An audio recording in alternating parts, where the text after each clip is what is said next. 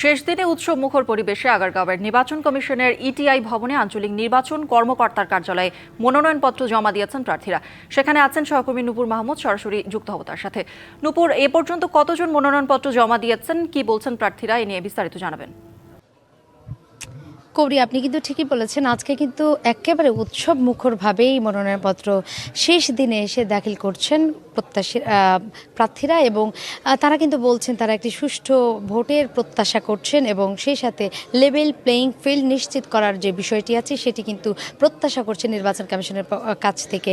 আমরা সকাল 9টার দিকে যেহেতু শুরু হয়েছে, আমরা নির্বাচন কমিশনের ইটিআই ভবনেই মনোনয়ন দাখিলের যে বিষয়টি ছিল সেটি কিন্তু রিটার্নিং কর্মকর্তার কাছে তারা দাখিল করছেন আমরা দেখতে পাচ্ছি। ইতিমধ্যে কিন্তু আমরা জানি যে নির্বাচন কমিশনের যে ইটিআই ভবন আছে সেখানে মূলত ঢাকা 13 আসন এবং 17 আসনের তারাই শুধুমাত্র তারা দাখিল করতে আসছেন। তাছাড়া কিন্তু বিভাগীয় কমিশনারের কাছেই কিন্তু তারা অন্যান্য প্রার্থীরা যাচ্ছে। তো কাল পর্যন্ত আমরা যে বিষয়টি জেনেছিলাম, তথ্য অনুযায়ী আমরা দেখেছিলাম যে প্রায় 30,000-এর উপরে কিন্তু মনোনয়ন। নতুন এবং ফিরে আসা গ্রাহকদের জন্য নগদে চলছে ক্যাশব্যাক সহ প্রতিদিন হাজারো উপহার জেতার সুযোগ। হবে আশা আর ফেরা, সারপ্রাইজ সেরা।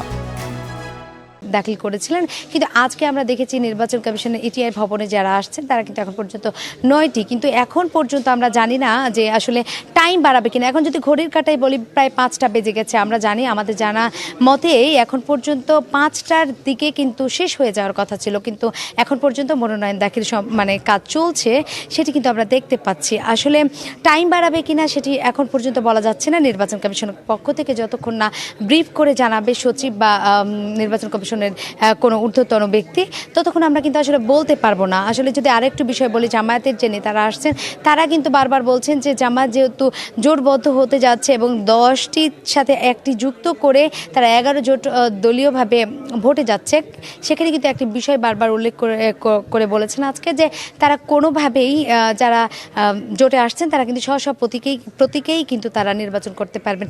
আসলে করি এখন পর্যন্ত নির্বাচন কমিশন ভবন থেকে আমার কাছে ছিল এই পরিস্থিতি।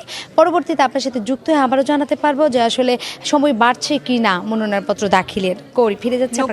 ধন্যবাদ আপনাকে।